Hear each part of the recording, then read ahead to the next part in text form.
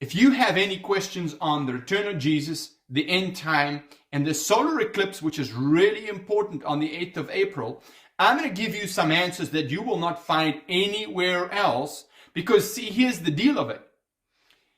This solar eclipse is crossing, check this above me, is crossing with the previous one. It's the exact sign of the Jewish or Hebrew Aleph and Tav, the Alpha and Omega, the beginning and the end. So the question is this the end? Because, see, Jesus spoke and he said, no sign shall be given to this evil and wicked generation except the sign of the prophet Jonah. So which city did Jonah preach in? Nineveh. So is this the sign of the end? Stay tuned.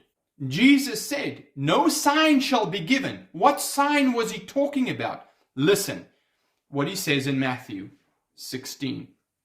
He says, when it's evening, you say, the weather will be fair because the sky is red. And in the morning, you say, the weather will be bad and stormy because the sky is gray and dark.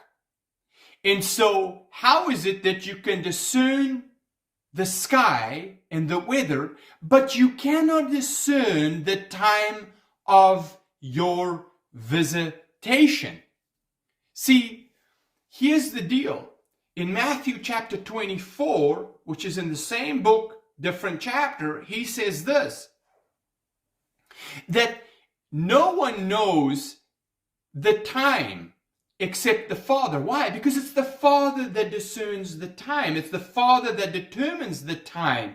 It's not anyone else. In other words, it's not the sky. It's not the wars. It's not the stars, but it's the Father that determines the time.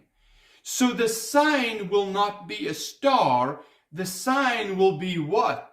His voice coming to us and speaking to us. Now listen to what he says in Matthew 24. But in the day and the hour no one knows, not the Son nor the angels, but the Father only.